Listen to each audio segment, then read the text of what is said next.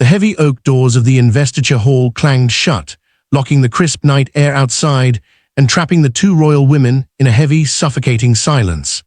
Camilla stepped closer to the long oak conference table, her knuckles white as she gripped the back of an empty leather chair, her gaze fixed entirely on the fresh, gleaming red wax of the sealed decree. The shadow of the Gothic archways stretched over them, making the vast hall feel like a velvet-lined arena where decades of polite protocol had finally collapsed under the weight of outright warfare. She looked at her sister-in-law not with the practiced, gentle demeanor presented to the cameras at church services and ribbon cuttings, but with the cold, calculating fury of someone who had spent decades fighting her way into the inner sanctum only to have the iron gates slammed shut in her face. Anne did not flinch beneath the Queen's venomous gaze, nor did she make any move to cover the document lying between them. Instead, she methodically capped her fountain pen, the metallic snap echoing like a gunshot against the cavernous ceiling, before folding her hands neatly atop the leather blotter.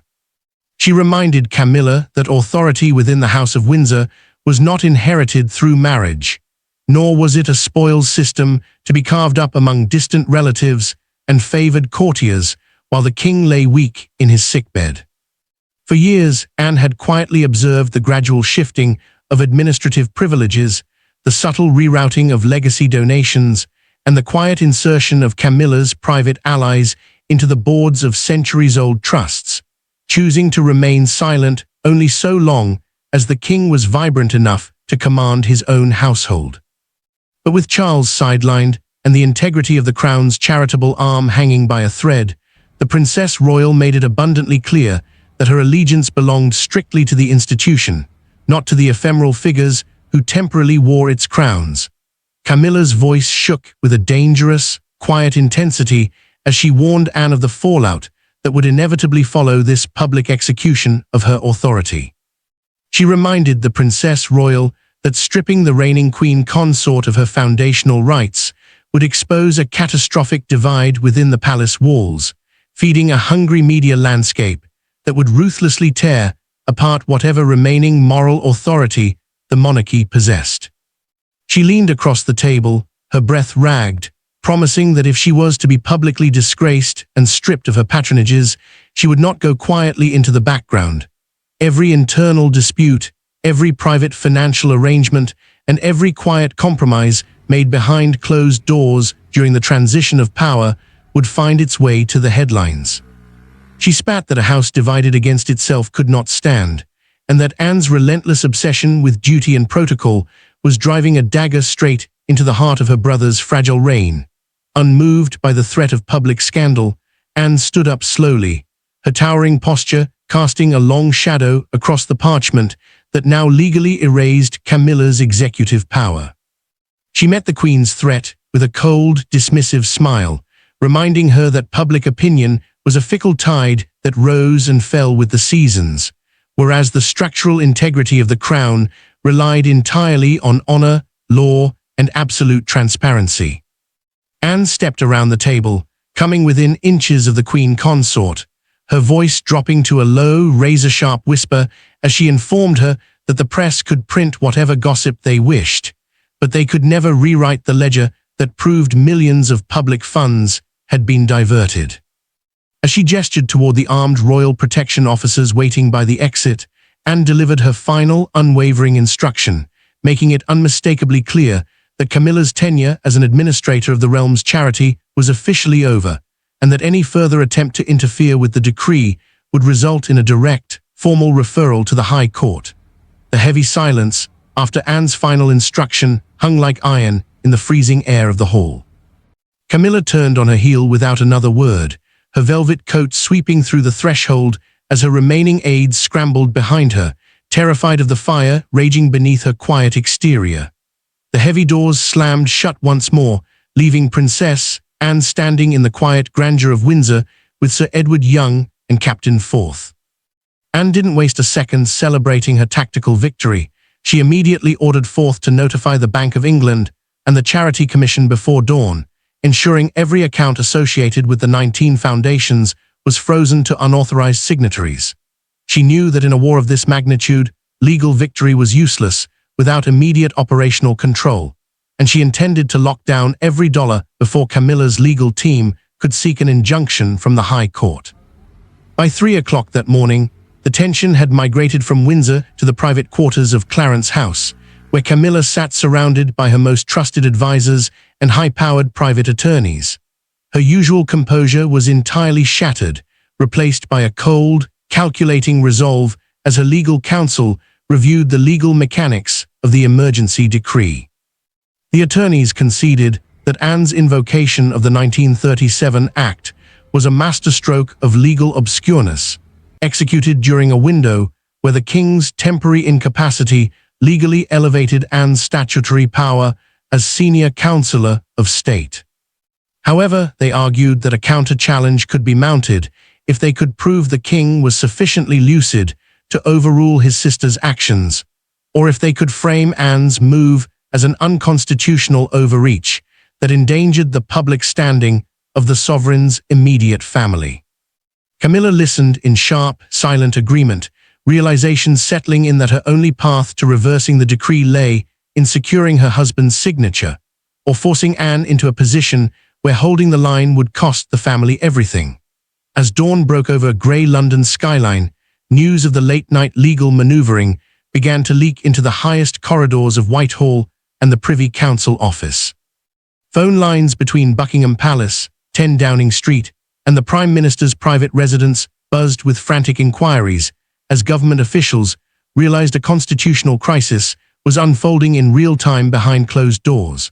The Prime Minister's chief advisor urged absolute silence from the cabinet, terrified that any public leak confirming a direct civil war between the Princess Royal and the Queen Consort would shatter the government's carefully constructed narrative of royal stability.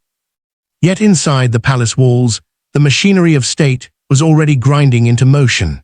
Legal notices were quietly being served to bank executives, and security details were being reorganized to ensure that Camilla's private staff no longer possessed administrative access to the royal archives or trust balance sheets. Unwilling to wait for Anne's legal net to fully tighten around her operations, Camilla made a desperate, unannounced journey to Sandringham Estate, where King Charles was continuing his peaceful medical isolation under strict nursing care. Arriving under the cover of a private motorcade, she intended to bypass Anne's palace gatekeepers and present her husband with a royal revocation order that would nullify Anne's emergency decree with a single stroke of his pen. However, as her car pulled up the long, winding gravel drive of the estate, she was met not by her husband's personal attendants, but by Commander Timothy Lawrence, standing alongside 2 senior officers of the Diplomatic Protection Group. Timothy stepped forward, his expression impassive and resolute, and politely informed the Queen Consort that under the strict medical protocols established by the king's doctors and enforced by the senior counselor of state, no administrative documents, legal instruments, or stressful state matters were permitted inside the sovereign's private quarters. Camilla descended from the car, her voice sharp with authority as she demanded immediate entry to see her husband, reminding Lawrence of her status as queen and the king's wife. Timothy stood his ground with calm, unyielding military discipline, informing her that Princess Anne had already anticipated this visit and had placed Sandringham's executive household under direct security quarantine until the legal audit of the foundations was completed. He handed Camilla a folded, sealed letter bearing the Princess Royal's distinct crest, containing a simple, direct warning: any attempt to distress the king during his recovery or force his signature on state documents would be treated as a direct breach of consular duty, resulting in the immediate public release of the complete forensic audit to Parliament. Realizing that Anne had anticipated her every move and blocked her at the king's very bedside, Camilla stared at the letter in silence, the harsh morning wind whipping through the estate trees as she realized her options were rapidly narrowing to a public surrender or an explosive, career-ending showdown in the British courts. The cold, damp wind of the Norfolk coast whipped through the barren oaks surrounding the Sandringham estate, but inside the private motorcade, the air was suffocatingly hot. Camilla stared down at the crisp, cream-colored envelope bearing Princess Anne's distinctive crest. The reality of her position settled in with the weight of an anvil. Anne had not merely set a trap, she had constructed an inescapable legal cage. Every avenue of appeal, every traditional line of palace influence, and every informal pressure point had been systematically sealed shut. By placing Sandringham under an administrative security quarantine and barring access to the king's private quarters, Anne had cut off Camilla's ultimate trump card, the sovereign's personal authority. Without the king's countersignature to invalidate the emergency decree, Camilla was stripped of her official leverage. The quiet, behind-the-scenes maneuverings that had defined palace diplomacy for centuries were officially dead, replaced by the unyielding, cold machinery of statutory law. Realizing that standing on the gravel drive under the watchful eyes of diplomatic protection officers was only deepening her humiliation, Camilla offered Commander Timothy Lawrence a single, sharp nod, retreated into the back of her vehicle, and ordered her driver to return to London. The war had moved from the quiet corridors of estate offices to the open battlefield of Whitehall and the High Court. By mid-afternoon, the tremors of the Windsor showdown began to fracture the carefully curated silence of the British establishment. Despite the best efforts of the palace press office to maintain a facade of calm, leaks began to cascade through the upper echelons of government. Senior civil servants at the Cabinet Office and the Home Office were suddenly summoned to emergency briefings. Front-page headlines across the nation began reporting unprecedented, frantic shifts within the royal household, hinting at a fierce, high-stakes power struggle between the Princess Royal and the Queen Consort over the management of multi-million-pound public endowments. Rather than retreating under the glare of intense media speculation, Princess Anne went on the offensive with ruthless military precision. She understood that in institutional warfare, hesitation is fatal. Before Camilla's private legal team could draft an application for an emergency injunction to stay the decree, Anne personally signed the order releasing the complete, unredacted forensic audit to the Independent Charities Commission, the High Court of Justice, and the Chancellor of the Duchy of Lancaster. By lodging the audit directly into the official, public machinery of the judicial system, Anne ensured the matter was forever removed from the realm of private family compromise. No secret deals could be struck behind closed doors, no gentle press releases could reframe the narrative, and no quiet pressure could sweep the missing millions under the rug. The evidence was now a matter of formal state record. Within 48 hours, the legal strike produced seismic, irreversible changes across the vast web of royal estate offices. Financial directors and legal managers who had spent the past 18 months quietly executing Camilla's private capital transfers were systematically relieved of their duties, replaced by senior Treasury officials personally selected by Anne to oversee the complete structural overhaul of the trust frameworks. Bank accounts tied to 19 separate royal foundations, encompassing hundreds of millions of pounds intended for veteran support, agricultural preservation, youth development, and medical research, were placed under immediate strict dual-signature authorization rules. From that moment forward, no single member of the royal family, regardless of rank or title, could move a single penny without the explicit, written consent of an independent judicial board. Inside the legal chambers of Chancery Lane, Camilla's high-powered private attorneys huddled over the stack of court filings with increasingly grim expressions. Their initial strategy, to challenge Anne's authority on the grounds of constitutional overreach, had utterly collapsed against the fortress-like structure of the Sovereign's Household Act of 1937 and the Regency Act provisions. Anne had executed the decree with terrifying legal accuracy. The attorneys delivered their final, devastating assessment to the Queen Consort at Clarence House. Pursuing a public court battle to reverse the decree would not only fail legally, but would result in a catastrophic, historic disaster for her public standing. The moment the formal audit was read in open court, every diverted transaction, every offshore holding account, and every secondary trust tied to her private estate would be laid bare before the global media. There would be no defense, no spin, and no recovery. Defeated at every turn and stripped of her administrative power, Camilla was left with no choice but to accept the terms of a complete, unconditional surrender. On a rainy Thursday afternoon, a private, unannounced summit was convened in the heavy, darkwood interior of the Prince's chamber at St. James's Palace. The atmosphere inside the room was frigid, devoid of even the superficial warmth of royal courtesy. Across a small mahogany table, Princess Anne sat with her hands folded, impassive as a marble statue, while Camilla sat flanked by her chief legal advisor. The terms dictated by the Princess Royal were absolute and non-negotiable.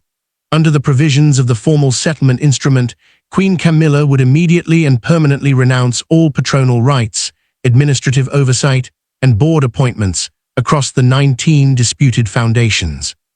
She would issue an official public statement announcing her complete retirement from active charity management, framing the decision as a deliberate choice to devote her full time and energy to supporting the king during his health recovery and focusing on a small, tightly curated selection of private domestic causes. In exchange for her absolute, permanent withdrawal from the Crown's financial machinery, Anne agreed to seal the underlying forensic audit within the private archives of the Privy Council, sparing the monarchy the public spectacle of an open court trial, while ensuring that every single diverted pound was quietly, fully returned to the charitable balance sheets. Camilla signed the settlement documents with a trembling hand, the scratch of her pen sounding like the final, bitter note of a long, costly campaign. She picked up her gloves, rose from her chair, and left the chamber without uttering a single word. From her window overlooking the courtyard of St. James's Palace, Princess Anne stood in quiet solitude, watching as the Queen Consort's official state limousine pulled away through the iron gates and disappeared into the London traffic.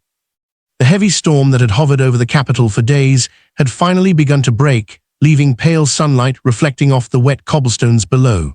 Anne took a slow sip of her black tea, turned back to her desk, and picked up her fountain pen. She drew the next mundane stack of official state papers toward her, her face completely unreadable. She felt no joy in the victory, no triumph over her sister-in-law, and no personal satisfaction.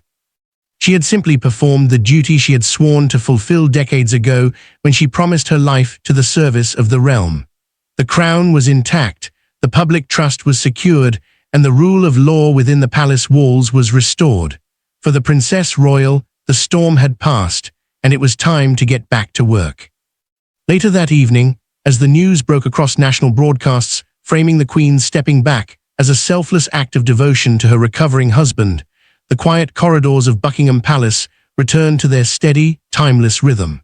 The public commentators praised the grace of the transition, completely oblivious to the intense legal warfare that had transpired behind closed doors just hours prior. Down in the administrative vaults, team members from the National Audit Office worked methodically through the night, applying the new official seals to every restructured foundation ledger and locking down the remaining accounts under the watchful direction of Treasury representatives. In her private study, Anne reviewed the final confirmation receipts certifying that every diverted fund had been fully restored to the appropriate charitable accounts. She placed the final document into her personal dispatch box, turned the heavy key, and clicked it locked. She walked over to the grand mahogany window frame, looking out toward the quiet lights of the Mall. The institution had survived countless internal storms, scandals, and wars over the centuries, preserved not by luck, but by the quiet, uncompromising vigilance of those who understood that the integrity of the crown must always come before personal ambition.